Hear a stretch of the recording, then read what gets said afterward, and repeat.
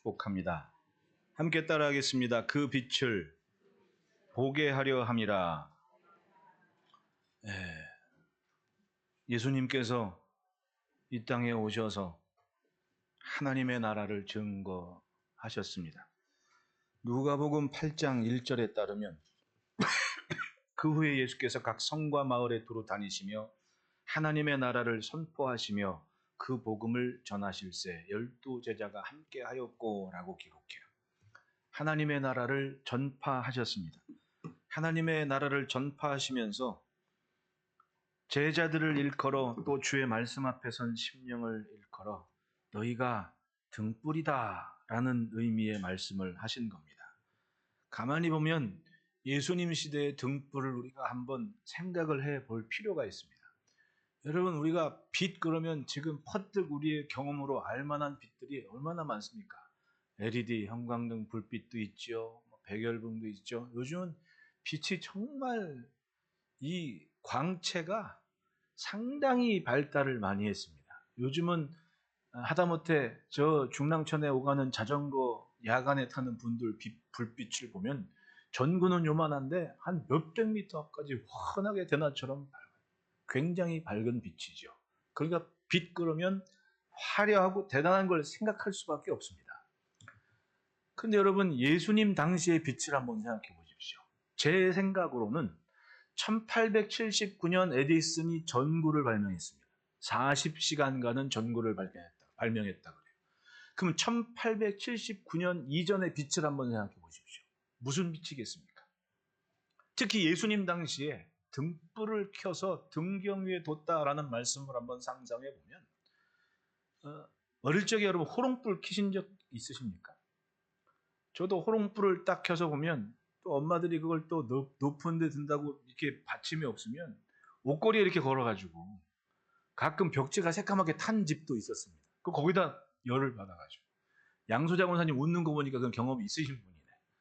호롱불이라봐야 얼마나 밝겠습니까? 그렇게 밝지 않아요. 그런데 이 예수님 계신 곳에서 등불이다라고 상상을 해보면 요만한 지금 흔히 우리 보이차 타먹는 닭이에 있는 차 같이 생긴 등잔에다가 감람류 담고 심지 뽑아가지고 불 붙이는 게 등불이거든요. 그게 얼마나 밝겠어요, 여러분? 그거 밝아봐야 내 코앞을 밝히기도 그냥 저기 불이 켜있구나 이 정도인 거예요. 차라리 예수님 당시의 빛은 길거리의 달빛, 별빛이 훨씬 더 밝았을 것이라고 저는 생각을 해요.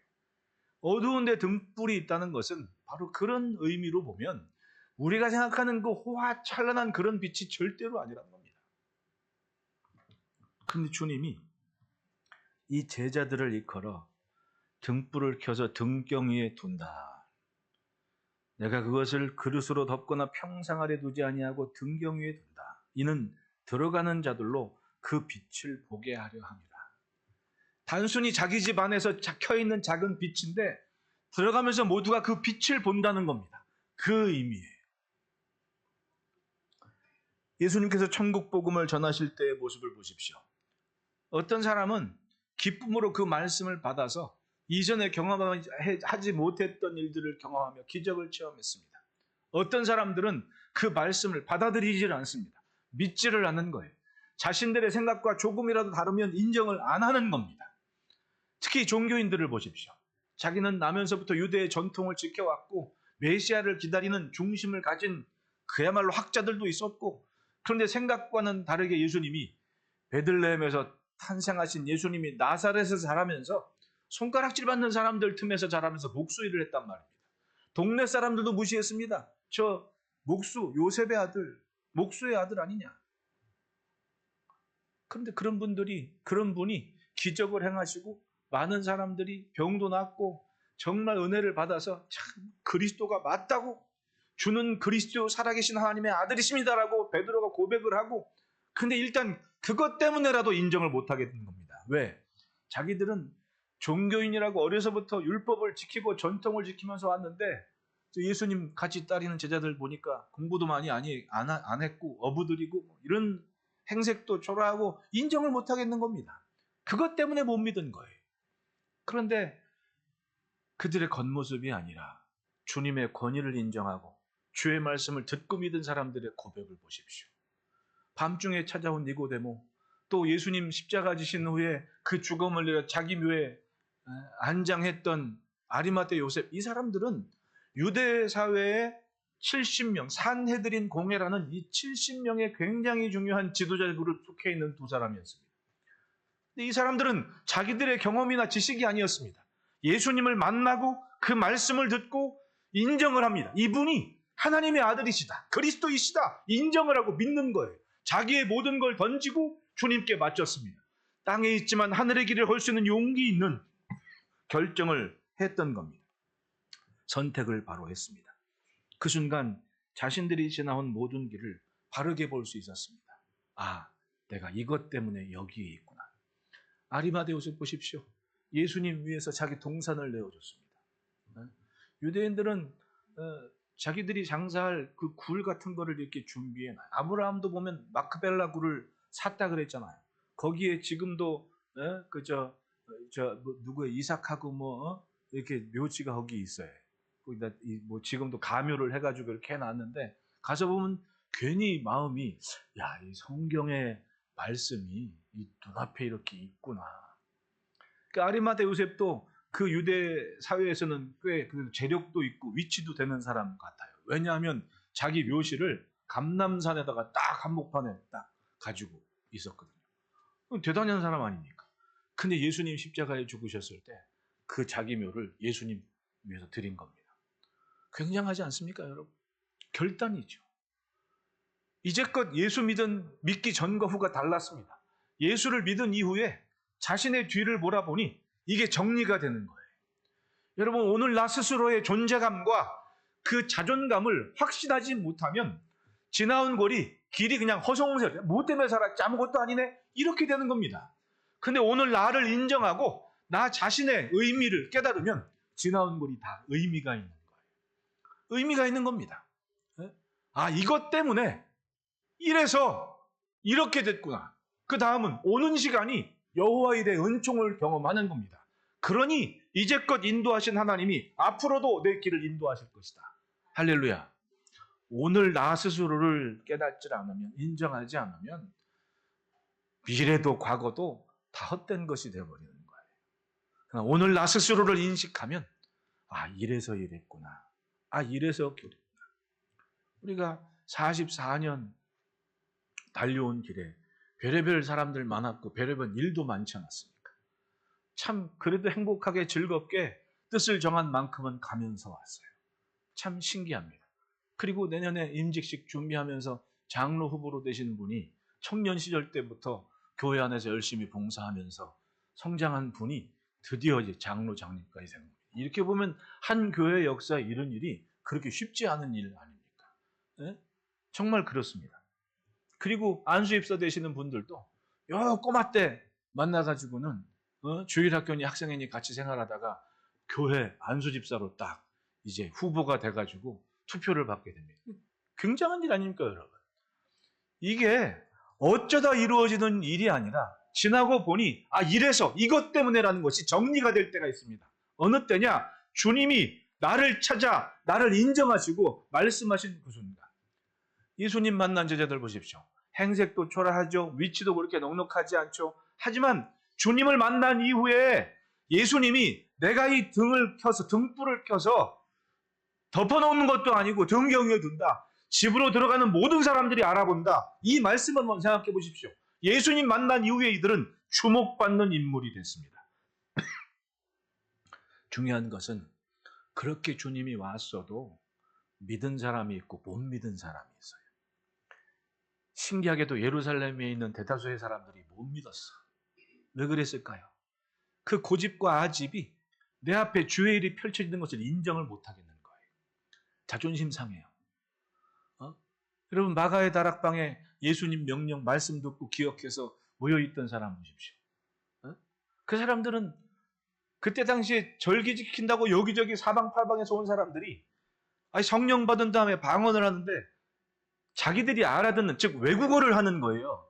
뭐 랄랄랄라가 아니고 자기네 나라에서 쓰던 말을 그 사람들이 하니까 성경에 보면 그런가, 야, 이 사람들이, 갈릴리 사람들이 왜 이런 말을 하는 거야?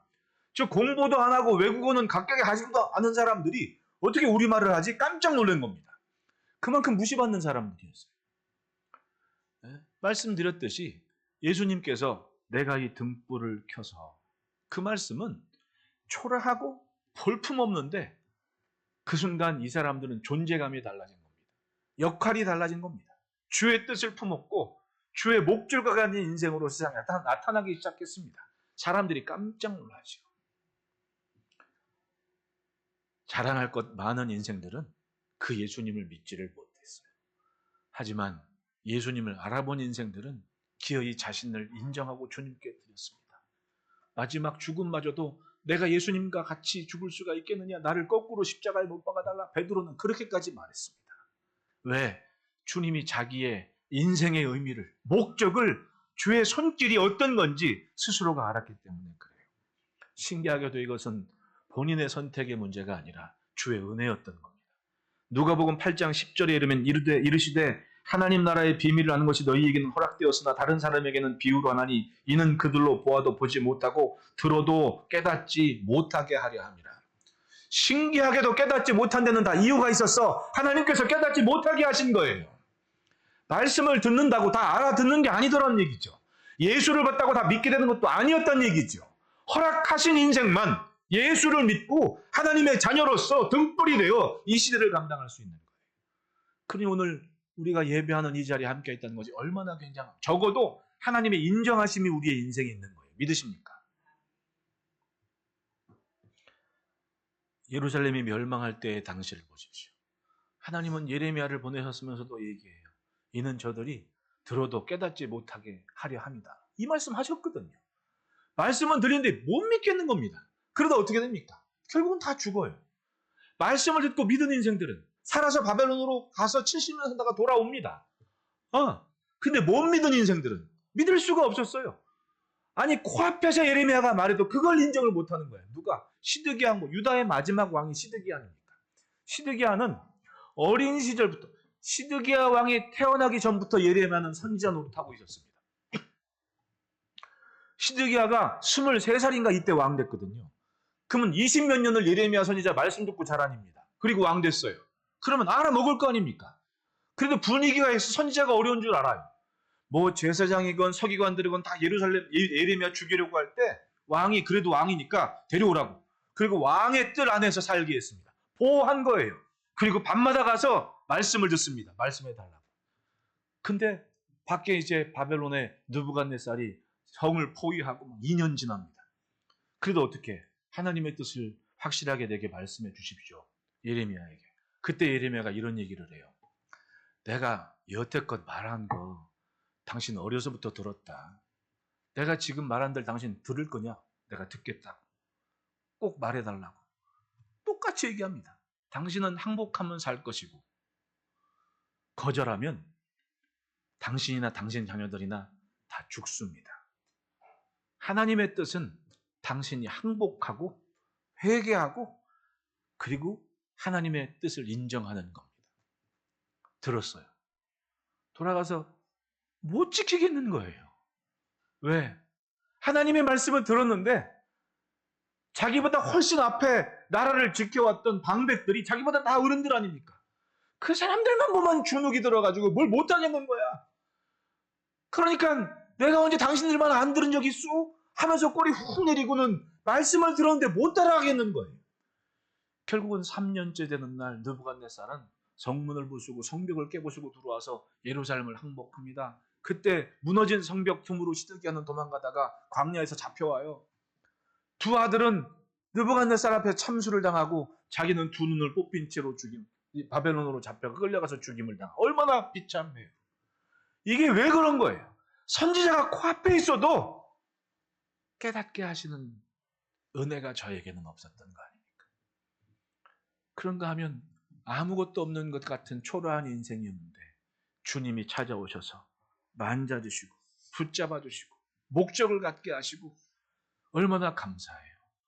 그러니 모인 사람들은 뭐 손가락질 받는 세리도 있고 어부도 있고 뭐 불황무식한 사람이라고 나사렛에서 손가락질 하지만은 이 사람들은 간절히 주님을 믿었고 그 초라한 불빛들이 결국은 1세기 교회를 이루고 21세기까지 꺼지지 않는 등불이 되어서 그 출발점이 되었다는 거예요. 화려한 빛은 아니었습니다. 그러나 제 몫을 감당했어요. 그게 바로 등불의 의미라는 거예요. 그 삶의 의미를 보면 첫째 따라 합시다. 목적을 갖고 두셨다. 16절에 누구든지 등불을 켜서 그릇으로 덮거나 평상 아래에 두지 아니하고 등경 위에 두나니 이는 들어가는 자들로 그 빛을 보게 하려 함이라. 하나님의 말씀 앞에 선 이들은 주의 손길에 닿을 때 목적을 갖고 불을 켜신 것과 똑같습니다. 이게 바로 주님의 터치입니다. 불을 켜시고 덮거나 평상 아래 두지 아니하고 등경 위에 둔다. 예, 높은 곳에 둔다는 얘기입니다. 잘 비추도록 있어야 할 곳에 둔다. 그리고 사람들이 볼 때 빛이 있구나. 말씀드렸듯이 여러분 가로등 빛이 없구나. 우리는 밤이 너무 밝아요. 솔직히 밤이 너무 밝아. 근데 좀 미국 같은 데 가서 좀 살만한 집 가보시오. 조명이 이렇게 화려한 빛이 아니야. 에?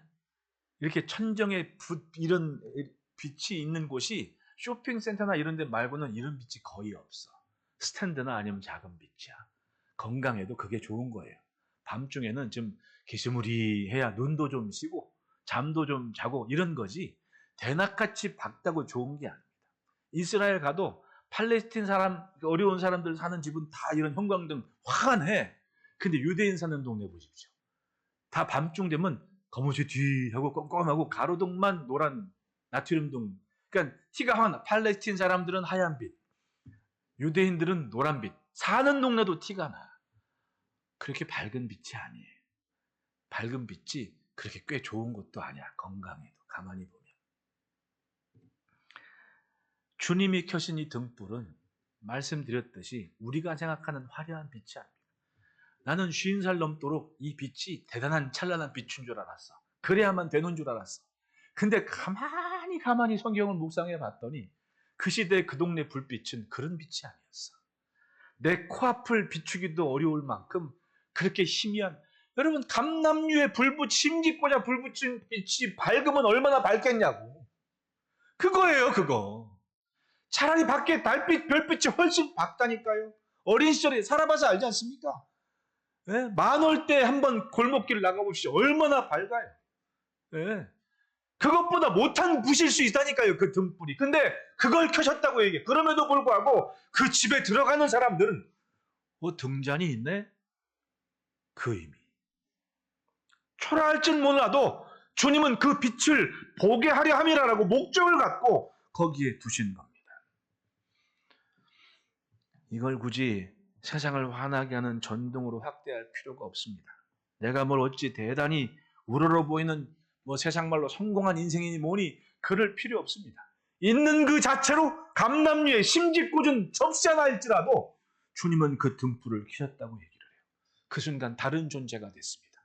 땅에 속한 것이 아니라 하늘에 속한 것이 돼서 그 믿음의 빛을 발하는 것. 예, 부끄럽지도 않고 조조하지도 않습니다. 여러분 성령 받은 제자들 보십시오. 무서워서 숨었는데 성령 받은 데만 달라졌습니다. 당당하게 예수님 전했습니다. 그랬더니 회개하는 자가 5,000명, 3,000명, 8,000명이 세례를 받았으면 적어도 10,000명 이상의 성도가 됐다는 거예요. 그 시대에 예루살렘에. 평상시 4만 명, 잔치 때 8만에서 16만 모이는 곳이 예루살렘입니다. 그 중에 10,000 몇천 명이 예수 믿는 사람이라면, 그러니까 사도행전을 보면 어떻게 해요? 두려워가지고 박해를 시작하잖아요. 유대인들이. 다 이유가 있는 거예요. 초라한 등불인데 존재감을 가지고 드러내기 시작했습니다. 자기의 자리를 지켰습니다. 예.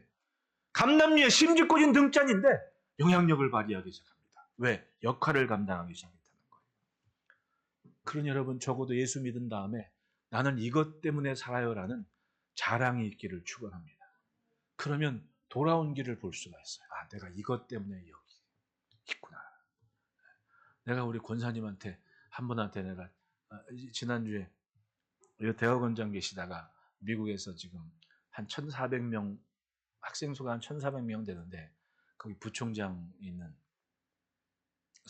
선배님이 와가지고 사실은 6년 전에 그 선배가 와가지고 저한테 필라델피아로 오라고 담임 목사 자리가 있으니까 한국에서 또 뜨겁게 목사하는 목사님이 꼭 필요하니까 필라델피아로 오라고 그랬거든요. 내가 그 양반을 지난주에 만나가지고 밥 먹으면서 밥 먹으러 가는 길에 권사님한테 권사님 내가 6년 전에 미국 갈 뻔했는데 권사님 때문에 안 갔잖아 했더니 빡 배꼽을 잡고 웃더라고. 설마요 그러더라. 설마요 나 때문에 안 갔으려고. 여러분 돌이켜 보십시오. 오늘 내 존재감이 분명하면 지나온 길이 정리가 됩니다. 그리고 오늘 이것 때문에 여태껏 있었구나. 이것 때문에 여기 있구나라는 거 알아요. 그 다음 오는 시간이 정리가 됩니다. 여호와 일의 은총이 있구나라는 걸 인정을 하게 됩니다. 그런데 오늘 나 스스로를 그 의미를 그 존재감을 찾지 못하면 내가 뭐하고 살아왔지? 내가 뭐 때문에 허송세월을 이렇게뿐이 안 된다니까요. 그러니까 오늘이 중요한 거예요. 여러분 주의 손길 안에서 의미 있는 나를 발견하시기를 축원합니다. 둘째로는 따라합시다. 완전할 때까지 집중하자. 17절 18절은 숨은 것이 장차 드러나지 아니할 것이 없고 감추은 것이 장차 알려지고 나타나지 않을 것이 없느니라. 그러므로 너희가 어떻게 들을까 스스로 삼가라. 누구든지 있는 자는 받겠고 없는 자는 그 있는 줄로 아는 것 같이 빼앗기리라. 아는 것까지도 빼앗기리라 하시니라. 너희가 어떻게 들을까 스스로 삼가하라. 지금 뭘 듣고 있냐는 겁니다. 주의 말씀을 듣고 있는 사람들 아닙니까? 그들이 등불이 됐습니다. 그런데 신기하게도 있는 자는 받겠고 없는 자는 빼앗기는데 그 말은 뭐냐? 주의 말씀을 들었을 때 신뢰하고 믿는 인생들은 맞아요. 놓치지 않고 여러분 감람류에 심지 꽂은 거 어설프면 꺼지는 거 아닙니까? 어릴 적 경험 다 해봤죠? 기름에다 심지 꽂은 거요. 길이가 적정하고 뽑아 올리는 그 타이밍이 적절하지 않으면 켜봐야 불 붙지도 않고 꺼져버립니다. 적절한 심지, 적정한 기름이 있어야 그게 잘 타는 거예요. 석유골로 하나라도 심지하고 기름하고 맞아야 불이 붙는 거거든요. 그걸 지키려면 그 보잘것없는 등불이 심지하고 기름을 얼마나 조심스럽게 간직해야겠냔 말입니다. 적어도 주의 말씀을 듣는 10년을 그 간절함을 가지고 조마조마하며 주의 말씀을 듣고 살았습니다. 그런데 그 시대에 내노라 하는 종교인들 보십시오. 서기관들이니 뭐니 아는 게 많았습니다. 그러니까 예수님의 제자 전도하러 갔어도 그런 소리 들었잖아요. 야, 나사렛에서 무슨 선한 게 있어. 이렇게 말하잖아요. 대놓고 무시하지 않습니까? 왜? 아는 게 많아 병인 거예요. 아는 게 많아서 자기 아는 것을 가지고 주의 말씀을 판단을 하고 있습니다. 그 중세 때 그림 막 그는 거 뭐 예수님 산상수훈이니 뭐니 그림들 보면 저 루브르 박물관에 있는 데 가서 보면 바리새인들이 이루고 있다. 예수님은 여기 계신데 바리새인들은 이루고 있어. 그 말은 뭐예요? 그림으로 표현한 거야. 그 시대 종교인들은 예수님이 저렇게 말씀하시는데 코앞에서 턱받치고 받는 저 평범한 사람들인가 하면 종교인들은 팔짱 끼고 어디 한번 봅시다. 이러고 있더라는 거지. 그걸 표현해 준 거거든. 그러니까 박물관을 가더라도 조금 아무나 하고 가면 안 돼. 꼭 저를 데려가시기를 바래요. 그걸 설명을 잘해야 되거든. 그 시대 종교인들이 그랬다는 거예요. 그러니까 뭐예요? 있는 자는 더 받겠구라는 얘기는 주를 향한 신뢰와 믿음을 가지고 사모하는 믿음을 하는 심령들은 더 믿음이 커지고 그런데 없는 자는 그 있는 줄 아는 것까지도 빼앗기리라. 주를 향한 신뢰도 믿음 없는 심령들은 알고 있다고 생각하는 것까지라도 깡그리다 빼앗기는 수모를 당한다. 결국은 하나님의 아들이 왔는데도 인정도 못하고 믿지도 않지 않습니까? 주님은 분명한 뜻을 가지고 장차 제자들의 미래를 보신 겁니다. 십자가를 지시러 가시기 전에 숨은 것이 장차 드러나지 아니할 것이 없고 감추인 것이 장차 알려지고 나타나지 않을 것이 없느니라. 두려워 숨는 제자들이었지만 그들은 정말 시대를 밝히는 등불이 돼서 1세기 교회가 21세기 교회까지 이어지도록 꺼지지 않는 등불이 되어 신앙의 초석이 되고 밑거름들이 되는 삶을 산 겁니다. 주의 말씀에 집중하도록 배운 거 없는 사람일지라도 주님의 삶을 3년 동안 지켜보면서 생명 바쳐 주를 향해 헌신할 만큼 그렇게 예수님 만난 이후에 자신의 존재감이 달라진 겁니다. 제가 이 축복성회 때 한 사도 바울에 대한 얘기를 등불 같은 삶 중에 사도 바울의 삶을 또 한 번 묵상을 하는데 그거예요. 걸어온 길을 사도 바울은 이 유대 역사의 사료에 따르면 키도 작고 등도 꾸부정하고 머리숱도 별로 없고 코는 매부리 크고 말도 어눌하고 또 고린도전서나 갈라디아서를 보면 질병도 있고 그래서 사람들이 그냥 만나면 사실 보잘것 없어가지고 그렇게 기록에 나와. 그렇게 감동 감화를 받지 못하는 사람이야. 근데 이 신약 성경의 13권 사도 바울께서 쓰신 기록을 한번 보십시오. 말빨이 기가 막히지 않습니까? 언변이 차이가 있어요. 정말 그런 거예요. 진짜 초라한 등불 같은 분인데 그 필력으로 복음을 전하는 그 우리가 흔히 세상 말로 글빨이 설득하고도 남는 많은 굉장한 어떤 분이었습니까? 예수님, 담메색 도상에서 예수님 만나기 전까지는 진짜 아직까지고 내가 이래봬도 가말리엘의 문화상이고 베냐민 집하고 자부심 갖고 살았습니다. 근데 예수님 만남 뒤에 자기 정리를 새로 했습니다. 야, 나는 죄인 중에 괴수다. 벌레다.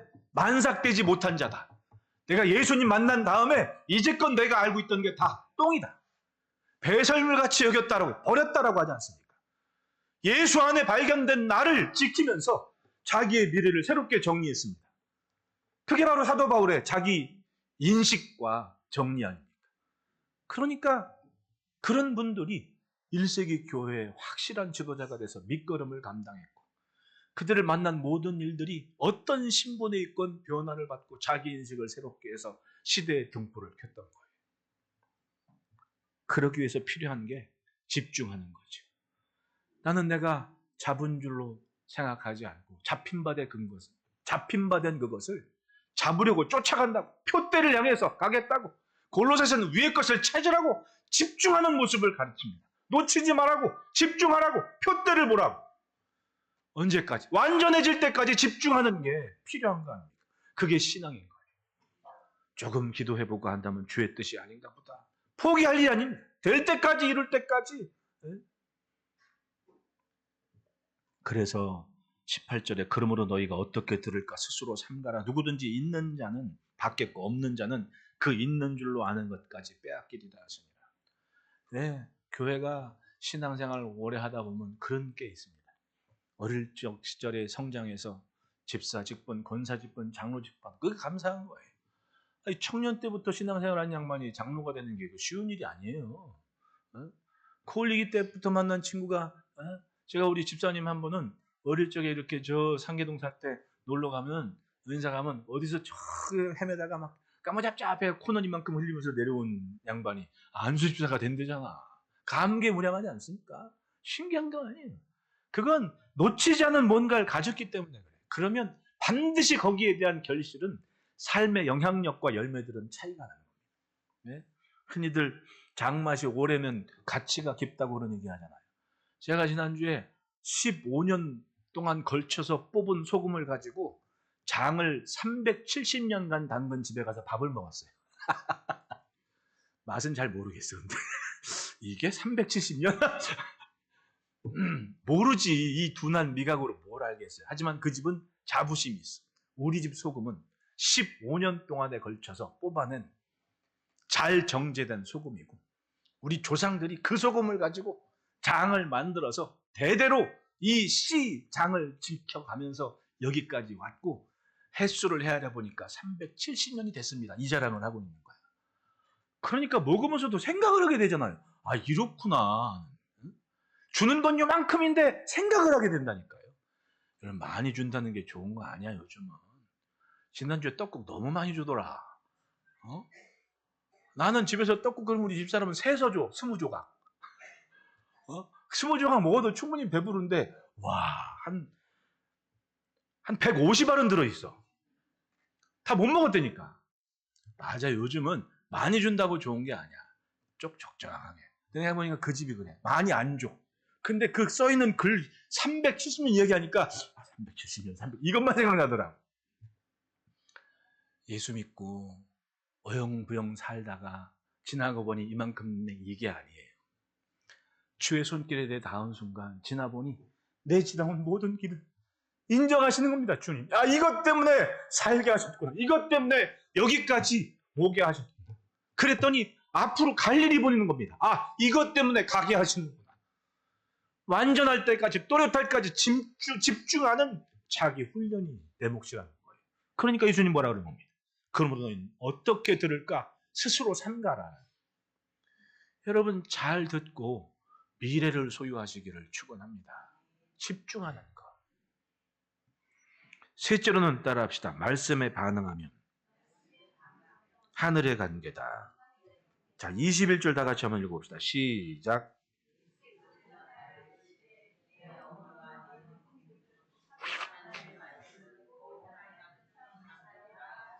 예수님께서 가르치실 때 어머니 마리아와 형제들이 왔습니다. 사람들이 당신의 어머니와 동생들이 당신을 보려고 밖에 서 있습니다. 그 상황을 한번 상상을 해보시죠. 지금 예수님이 갈릴리에서 두루 다니면서 복음을 전하면서 기적도 행하시고 막 난리가 났어. 8장 한 3절을 보면 거기에 막 유명한 사람들도 쫓아서 예수님 돕겠다고 찾아왔어.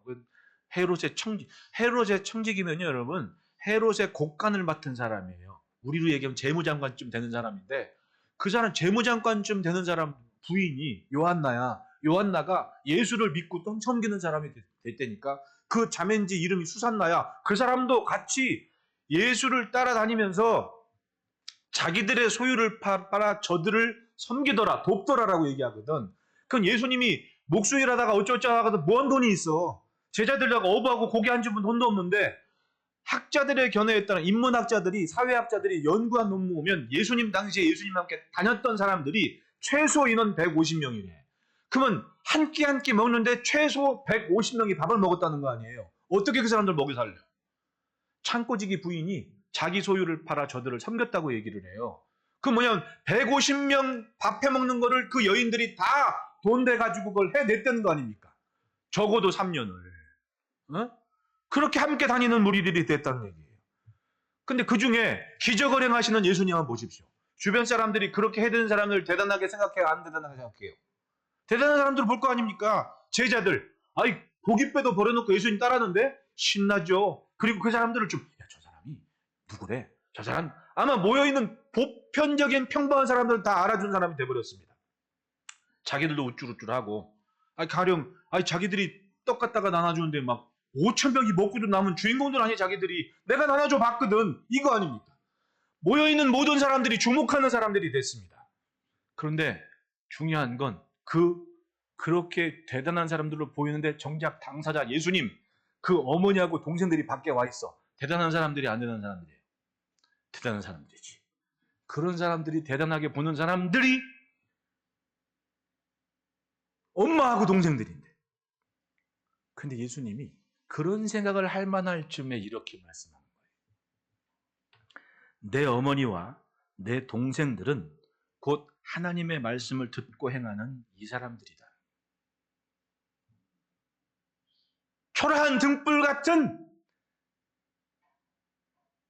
그 고귀한 자리에 가보지도 못할 것 같은, 하지만 주의 말씀에 모든 걸 버리고 집중하고 있는 이 사람들, 그 사람들이 내 어머니와 내 형제들이다. 예수님이 선언을 해 주셨던 거예요.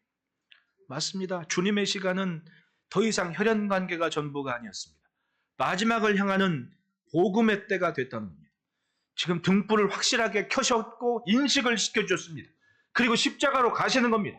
그 소중한 시간을 제자들을 가르치면서 하나님의 나라의 복음으로 무장을 시키시는 겁니다. 그게 켜진 등불의 의미예요. 혈연 관계보다 더 중요한 게 바로 주를 향한 신뢰고 말씀을 듣고 반응하는 삶이라는 거예요. 생김이 어떠하든 모양이 어떠하든 하나님은 그렇게 말씀으로 묶으셔서 주의 길을 걷게 하신 겁니다. 그러니까 따지고 보면 우리는 우리 스스로가 정말 집중해서 지켜야 될 것이 있습니다. 뭐냐? 등불이 꺼지지 않도록 심지는 준비해야 되고 기름은 간직해야 돼요. 그게 뭐겠습니까? 내가 주께로 향해 집중할 수 있는 예배 시간 지키라는 겁니다. 내가 주의 손길을 알 만한 기도 시간 지키라는 겁니다. 내가 주의 뜻을 분별할 수 있을 만한 주의 말씀을 들으라는 겁니다. 얼마나 듣기 좋아요. 내가 궁금해서 이렇게 한번 조사를 해봤어요. 팬데믹 때는 주일날 설교하면 기본이 한 150회, 한 280회까지, 어떤 거는 300 몇십 회까지 듣더라고요. 야, 도대체 누가 이렇게 열심히 들은 거야? 요즘은 한 18회 아니면 5회, 6회. 그러니까 난 그 유튜버들 맘 졸이는 걸 알겠어요. 내가 뭐 유튜버를 하겠으면 우리 다 이거 다 집사님들이 그냥 하는 거 아니야. 뭘 해도 돈 들인 것도 아니고. 그러니까 아 그랬구나 하는데 들으면 들을 수 있어요. 안 들으니까 문제지. 안 그래요? 하다못해 밥 한 옷에 켜놓고도 돼. 뭘 할 때 그냥 옆에서 떠들어가고 해도 돼. 그만큼 보편적인 시대가 됐습니다. 몰라서 못 믿는 게 아닙니다. 지킬 걸 지켜야 된다는 겁니다. 그것이 등불이 된 심령의 삶인 거예요. 하나님은 우리가 이 땅에 등불이 되게 하셨습니다. 그리고 사람들이 보게 하셨다고 얘기를 해요. 적어도 예수 믿는 삶이 무엇인지는 알만하게 그렇게 삶을 지켜가는 은혜가 있기를 축원합니다. 기도하겠습니다. 하나님 아버지,